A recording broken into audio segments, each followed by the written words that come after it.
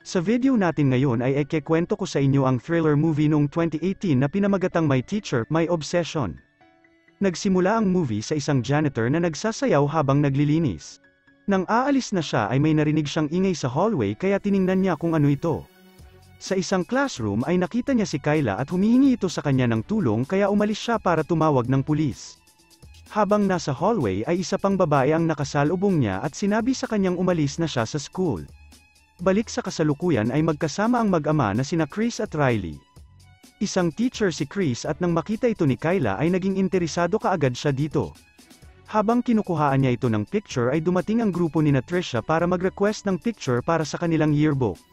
Napansin din ni Tricia na gwapo si Chris at sinabi kaagad na gagawa siya ng paraan para makascore dito. Nang marinig ito ni Kyla ay hindi niya ito nagustuhan. Nang magsimula na ang klase nila ay cool lang magturo si Chris, magaling siya at naiintindihan kaagad ng buong klase kaya lalong mas natutuwa si Tricia dito. Pagkatapos ng klase ay nag-wave si Chris para kay Riley pero inakala naman ni Tricia na para ito sa kanya kaya lumapit siya kay Chris. Pumunta si Kyla sa computer lab at dito niya nakita si Riley na mag-isang nagre-review. Nang malaman ni Kyla na anak siya ni Chris ay agad niya itong kinaibigan para mas mapalapit kay Chris.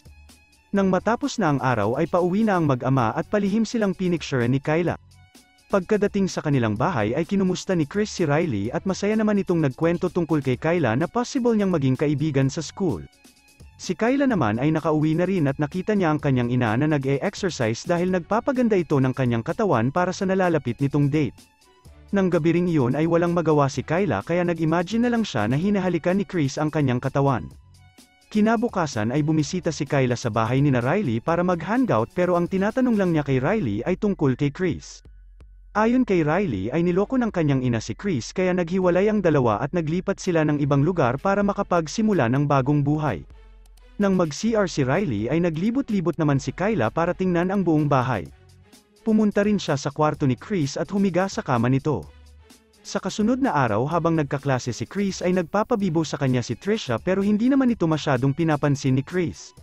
Dahil dito ay nakipagkaibigan si Tricia kay Riley para mapalapit kay Chris. Binigay din ni Riley ang cellphone number niya kay Tricia at habang nag-uusap ang dalawa ay palihim pala silang pinapanood ni Kyla. Nang umalis na si Tricia ay nagalit si Kyla kay Riley dahil kinakausap nito si Tricia.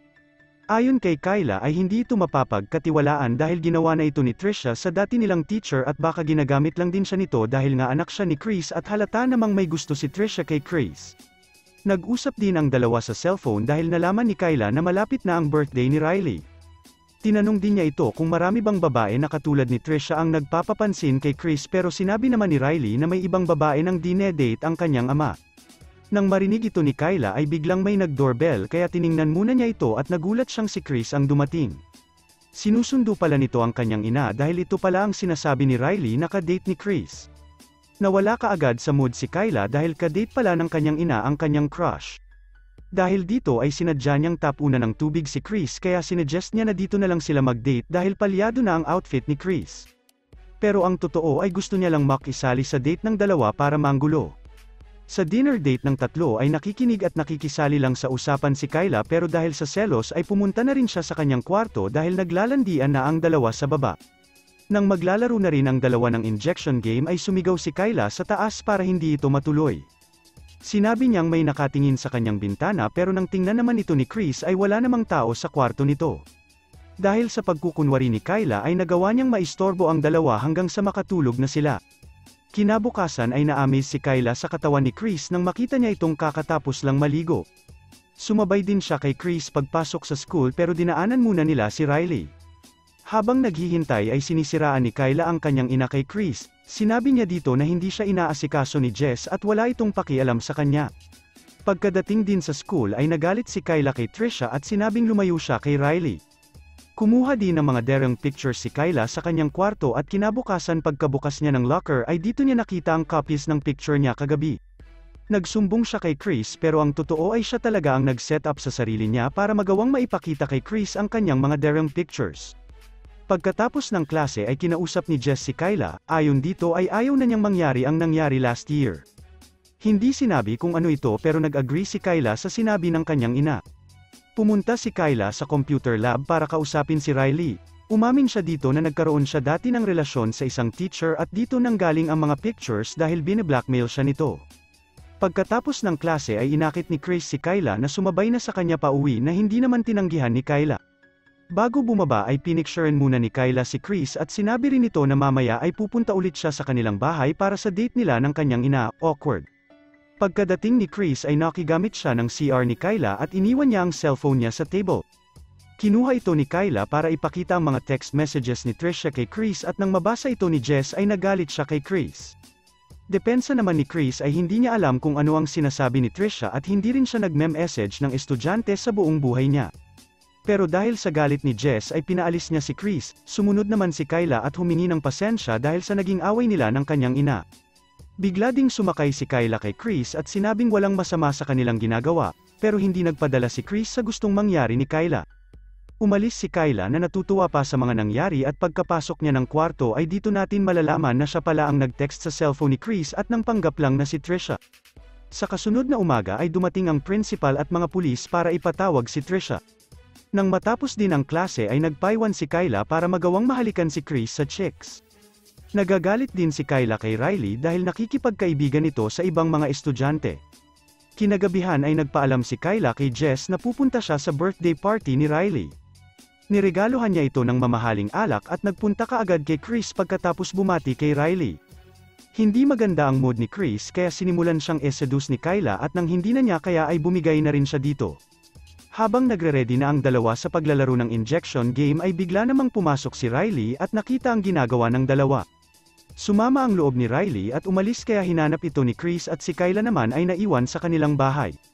Nababaliw na ito sa loob ng kwarto at sinabi sa kanyang sarili na hindi niya papayagang si Riley ang sisira sa kanyang mga plano para makuha si Chris.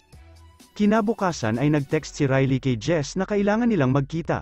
Sa school naman ay kinausap ni Chris si Riley pero tumanggi itong makausap ang kanyang ama. Sa klase ay nag-uwian na ang ibang mga estudyante pero naiwan si Kyla, dito na rin dumating ang kanyang ina para sunduin siya at sinampal din nito si Chris.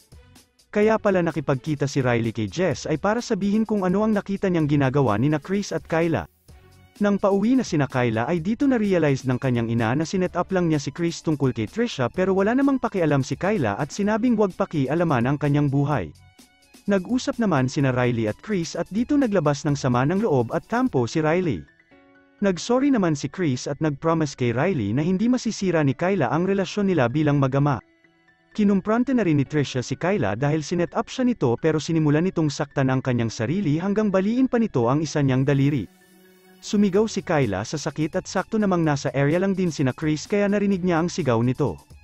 Sinabi ni Kyla na si Trisha ang may gawa nito kaya tumawag si Riley sa 911 kaya dinala ng mga pulis si Trisha.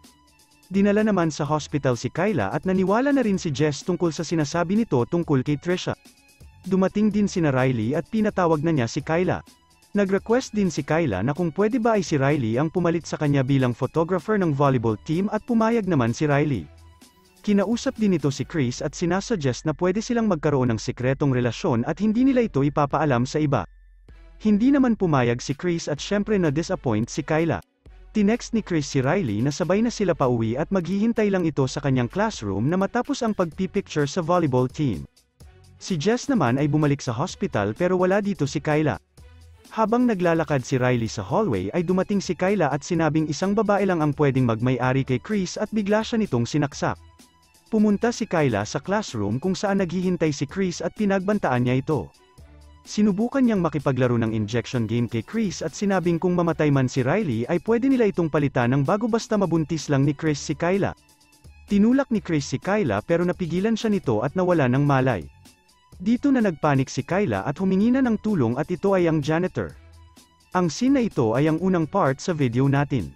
Pagkatapos paalisin ni Riley ang janitor ay pinatay din pala ito ni Kyla habang si Riley naman ay nagtago. Naghabulan pa ang dalawa at naabutan siya ni Kyla sa isang room at doon sila nagsuntukan. Nawalan sila pareho ng malay at dito na dumating ang mga ambulansya para dalhin sila sa hospital. Pagkalipas ng ilang buwan ay magaling na ang sugat ni Riley mula sa pagkakasaksak ni Kyla. Ito rin ang unang araw niya sa college at pagkaalis niya ay may isang naka-hoodie ang nagpakita. Dito na rin nagtatapos ang movie na My Teacher, My Obsession. Maraming salamat sa panunood.